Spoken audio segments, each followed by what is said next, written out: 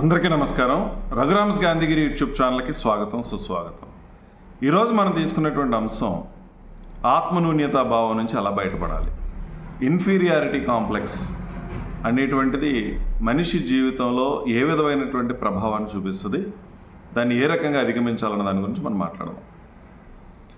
తనను తాను చులకన చేసుకొని చూసుకోవటం, తన మీద తనకి నమ్మకం లేకపోవటం, ఎదుటి వాళ్ళు తన గురించి ఏమనుకుంటున్నారో అని అస్తమాటు ఆలోచించుకోవటం, నేను తక్కువ వాడినేమో, నా దగ్గర అంత సామర్థ్యం లేదేమో అని ఏది కూడా మొదలు పెట్టకుండా ఉండటం, ఇవన్నీ కూడా ఇన్ఫీరియారిటీ కాంప్లెక్స్ యొక్క ప్రధానమైన లక్షణాలు.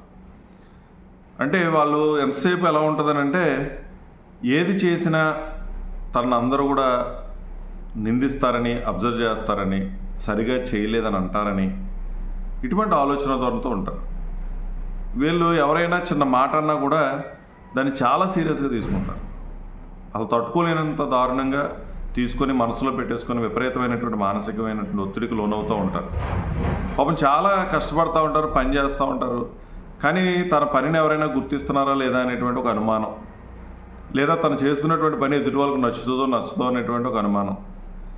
ఈ మానవ సంబంధాల విషయంలో కూడా చాలా రకరకాలైనటువంటి ఇబ్బందులు పడుతూ ఉంటారు వాళ్ళు. అంటే ఏంటి, తనను ఎదుటి వ్యక్తి ప్రేమిస్తున్నారా లేదా ఒక అనుమానం అనమాట. సరిగా ప్రేమించట్లేదేమో, లేదా ఎదుటి వ్యక్తిని నేను ఇంప్రెస్ చేయలేకపోతున్నానేమో, ఇటువంటి రకరకాలైనటువంటి ఆలోచనలతో సతమతమవుతూ ఉంటారు ఇన్ఫీరియారిటీ కాంప్లెక్స్ ఉన్నటువంటి వాళ్ళు. అయితే ఈ ఇన్ఫీరియారిటీ కాంప్లెక్స్ కొంతవరకు ఉంటే పర్వాలేదు, కానీ అది అతిగా కనుక ఉన్నట్టయితే అది మానసికంగా కూడా ఇబ్బంది కలుగుతుంది. మరి వైద్యులను సంప్రదించాల్సినటువంటి అవసరం కూడా ఉంటుంది. అయితే ఇన్ఫీరియారిటీ కాంప్లెక్స్ నుంచి బయటపడాలి అంటే మన ఆలోచన ధోరణి మారాలి, ఆత్మవిశ్వాసం అనేది పెరగాలి, వాళ్ళను వాళ్ళు ప్రేమించుకోవటం అనేది అలవాటు చేసుకోవాలి. తన జీవితానికి ఉన్నటువంటి విలువ ఏంటో వాళ్ళు తెలుసుకోవాలి, తను తాను గౌరవించుకోవాలి. ఇది చాలా ప్రధానమైనటువంటి అంశం.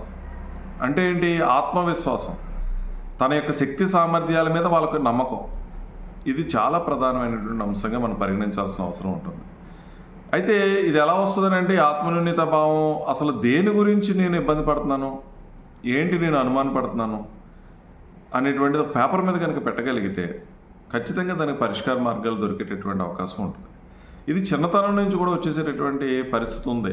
ఏంటి, చదువుకున్నటువంటి క్లాసులో జరిగినటువంటి సంఘటనలు కూడా, అంటే కంపేర్ చేయటం, ఎదుటి వాళ్ళని పొగుడుతూ వీళ్ళ యొక్క శక్తి సామర్థ్యాలని తగ్గించి చూపించేటటువంటి పరిస్థితులు. ఉదాహరణకి ఏదైనా ఒక క్లాస్ రూమ్లో మార్కులు ఎక్కువ వచ్చినటువంటి స్టూడెంట్నితో కంపేర్ చేయటం, నువ్వు ఎందుకు పనికిరావు అని చెప్పడం, నీకు అన్ని తెలివితేటలు లేవని చెప్పడం, నీ హ్యాండ్ రైటింగ్ బాగోలేదని చెప్పడం, లేదా నువ్వు సరిగా మాట్లాడలేవు, లేదా నువ్వు దేన్ని కూడా ప్రజెంట్ చేయలేవు, ఇటువంటి మాటలు తరచూ విన్నటువంటి వాళ్ళు.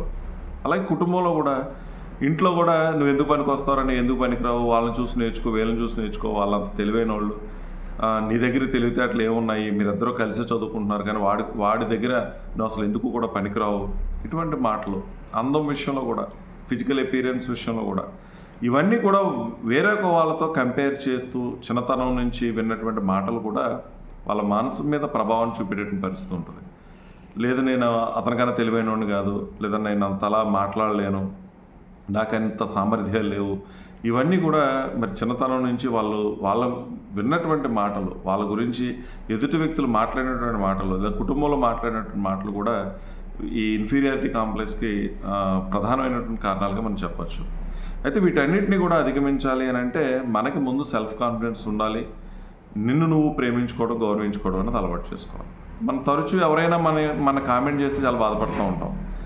నీకు అన్ని తెలివితేటలు లేవనంటే మనసు చాలా చూపుమన అనేటువంటి పరిస్థితి ఉంటుంది. నువ్వు అంత అందంగా లేవని అన్నా కూడా అదిలో అనిపిస్తూ ఉంటుంది మనకి. ఎదుటి వ్యక్తి ఏదైనా మన కామెంట్ చేస్తే నీకు బద్ధకం ఎక్కువ, ఇలాంటి మాటలు విన్నప్పుడు. కానీ మనం తరచూ దీన్ని చాలా రకాలుగా అనుకుంటూ ఉంటాం మన గురించి మనం. నేను ఇది చేయాలనుకున్నాను, చేయలేకపోయాను, లేదా నాకు దేని మీద కాన్సన్ట్రేట్ చేయలేకపోతున్నాను, నాకు కోపం ఎక్కువ, ఇవన్నీ కూడా మనంతటా మనమే మన గురించి మాట్లాడుకునే మాటలు కూడా ఉంటాయి. అయితే మరి ఎదుటి వ్యక్తి ఏదన్నా అంటే మనం భరించలేని మనం మరి ఇన్నిసార్లు మన గురించి మనమే ఎందుకని చిన్నబుచ్చుకోవటం, చిన్నతనంగా మాట్లాడుకోవటం ఎందుకు జరుగుతుందన్నది ఒకసారి మనందరం కూడా ఆలోచించాల్సిన అవసరం ఉంది. అందుకని ఇన్ఫీరియారిటీ కాంప్లెక్స్ నుంచి బయటపడడానికి మిమ్మల్ని మీరు ప్రేమించుకోండి, మిమ్మల్ని మీరు గౌరవించుకోండి. ఏదైనా చేయగలను అనేటువంటి ఆత్మవిశ్వాసాన్ని పెంచుకోండి. సంఘటనల గురించి పాజిటివ్గా ఆలోచించడం నేర్చుకోండి. ఇది నేను సక్సెస్ అవ్వగలను, ఇది చేయగలను, ఇది సాధించగలను అనేటువంటి పాజిటివ్ ఆలోచనలు.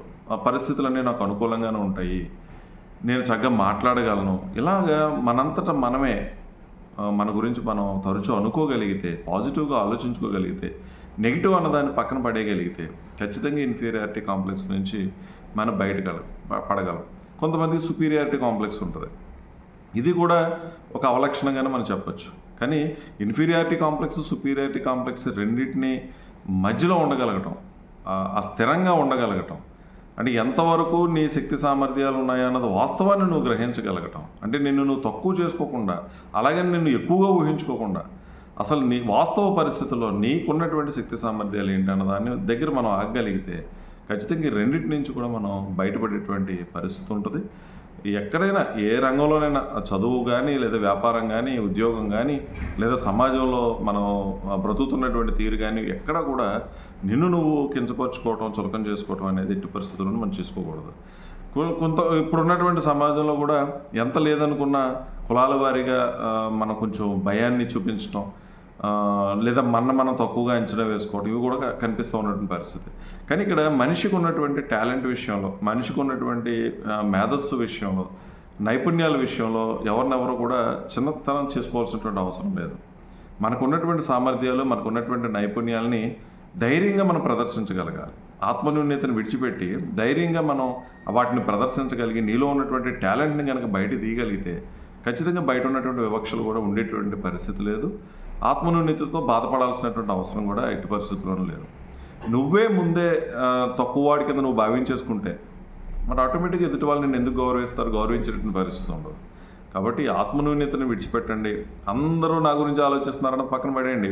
వేరే పనే ఉండదా వాళ్ళకి రకరకాలైనటువంటి పనులు ఉన్నాయి, తీరిక ఎవరికి కూడా లేదు.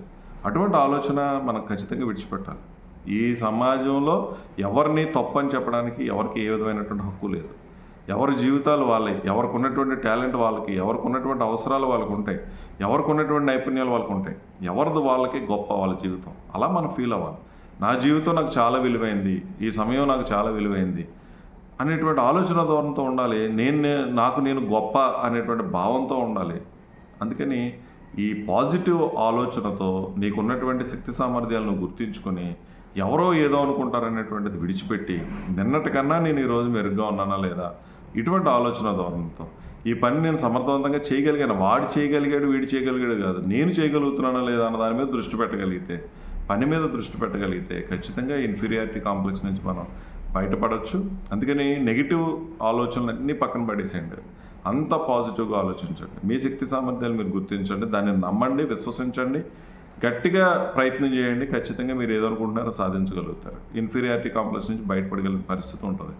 అందుకని నిన్ను నువ్వు గౌరవించుకొని, ప్రేమించుకొని, నీ జీవితానికి విలువేంటో, ఏ పర్పస్తో మనం జీవిస్తూ ఉన్నామో, ఏం సాధించాలనుకుంటున్నావో, మన లక్ష్యం ఏంటో దాని మీద దృష్టి పెట్టి కనుక నువ్వు ప్రయత్నం చేస్తే ఖచ్చితంగా నువ్వు అనుకున్నది సాధించగలుగుతావు.